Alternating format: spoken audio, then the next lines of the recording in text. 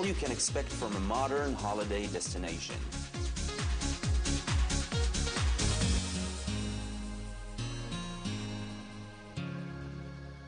We're at the Hilton Eilat, Queen of Sheba. The hotel was built in the same spirit as the Queen's Palace. I wonder what you will think of this place. Impressed, I imagine, having a hotel named after you 3,000 years after your death.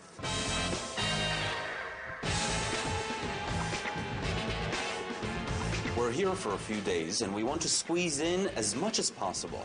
One way to do that is plan in advance. And the best way to do that is to talk to the experts, the hotel activity coordinator. Hello. Shalom. Hi. Hi. So what can a family do here? What's that? This is the underwater observatory. It's all about the fishes and the coral here in Eilat. This has been built 30 years ago. It goes 6 meters into the water. There's 42 windows. You can see all the coral, all the fishes. I want to see dolphins. Okay. Right, let's do that. Thank you very much. You're welcome. Thank you.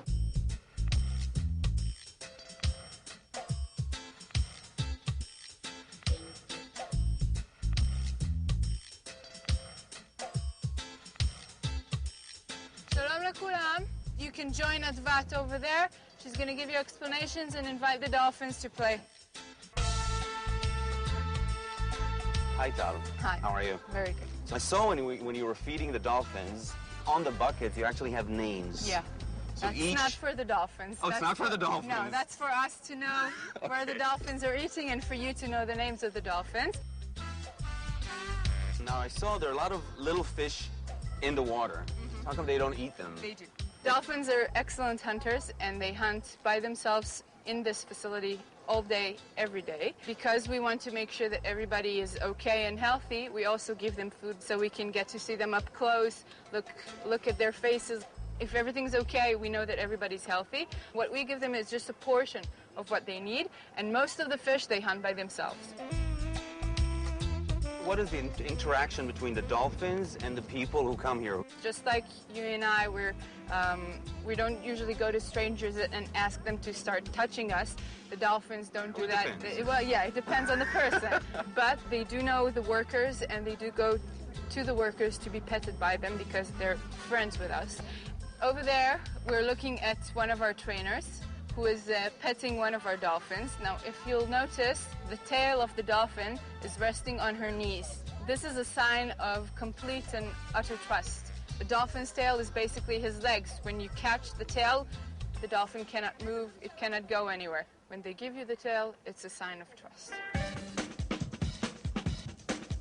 You can either dive with the dolphins, which means carrying seriously heavy tanks of oxygen on your back, or you can take it easy and just use snorkels. Either way, you get to see the dolphins up close. You can also just sit, relax, and enjoy them from the floating piers. Not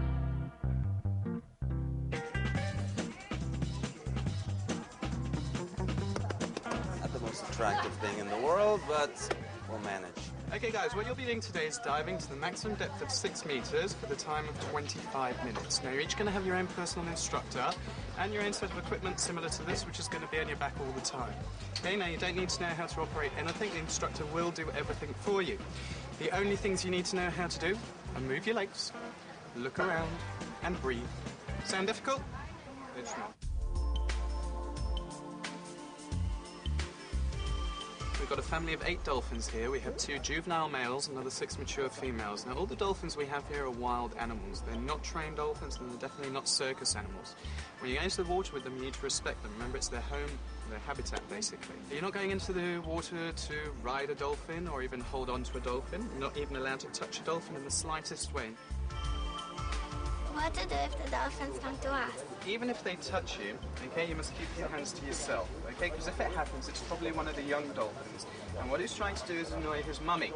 He's going to come up to you, maybe, and put his mouth on you, and then his mother's going to see that, and she doesn't know you, and then she's going to get all, there's somebody that the dolphin doesn't know that's touching, and blah, blah, blah. And that'll get her a bit and she'll try and take you away. Okay? The best thing to do is to listen for them. If you hear a lot of noises around you, what you want to do is look up, down, and to the sides, because it would be a shame to miss out on something interesting that's going on right beside you.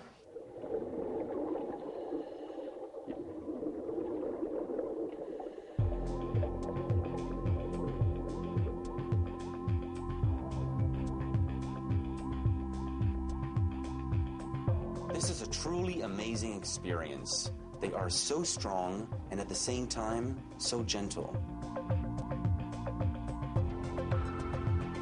It's like they know they're much stronger than you. And then there are the sounds they make. Apparently, they have this amazing ability to know what you're feeling. They bring autistic kids here, and the dolphins help them communicate. It's just fantastic.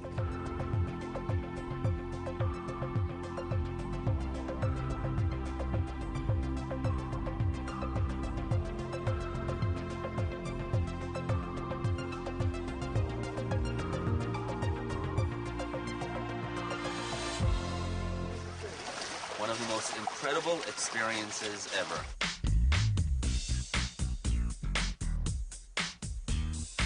The Red Sea is famous for its coral reefs, and here at Coral World Eilat, you can get to see them without getting your feet wet. Hello! Welcome to the Underwater Marine Park. I hope you have a lot of time and a lot of excitement because we're going to see what is the Red Sea all about. So, are you ready? Yeah. All right, let's go. Let's go.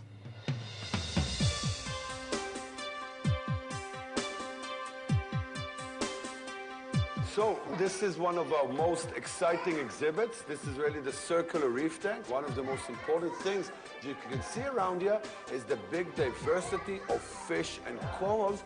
But most interesting is the way that corals and fish live together. The corals are not only the house, they're also the place for breeding and the place for eating for most coral fish. In every coral you can see fish, crabs, invertebrates, helping them or getting helped by these corals. All the fish that you have here are all the fish that are in Eilat, or are these fish from all around the world? No, all the animals that you see right here in the park, these are the Red Sea fishes. We have close to 60 different kinds of fish that are endemic to this area. How many of these fish are considered endangered species? I would say close to 50%. 50%? I wouldn't say on the red list of the endangered, but most fishes today are not striving. But the most important thing is trying to educate the people what is allowed, what is not allowed, what is good to do. Most people are not bad. They just don't know that if you leave garbage on the beach, it will fly into the ocean. You do not throw it in the ocean, but that's it. So you must throw it inside. You might make sure that the can is closed. And these are just simple things that can help a lot. So, education. Save the planet. Good morning, Phil, for this Coral Reef Aquarium. My name is Meira. I'm a guide here. In the water is Shai. How are you doing? I'm good. How's the water? Very wet. Okay, so we should start the feeding. Here in the park, we let the fish choose their own lunch. We never choose the lunch for them. Look at this, it looks like they're reading. What do they want? Hamburger and chips. Do the fish eat hamburger and chips? No. And are there fish that are not vegetarian? Don't do the finger. How long have you been working here? Wow. Good job. 11 o'clock is shark feeding. We'll be there. How long has this been going on? Around 35 years. And it's still one of the most popular attractions in Israel. And how many tourists do you get here yearly? Around more than 400,000 per year. So how long have you been here? 1.5 years. Do you like it? Yeah, very nice. Yeah? It's quiet. The fish world is more quiet. You want to see what the sharks eat? Let's go. Go and see it. All right. I want to show you something very nice, but I'm going to need a little help. I have Kate and Maya. You come and join me, please. I want you to hold this page, and I want to show you something. This is a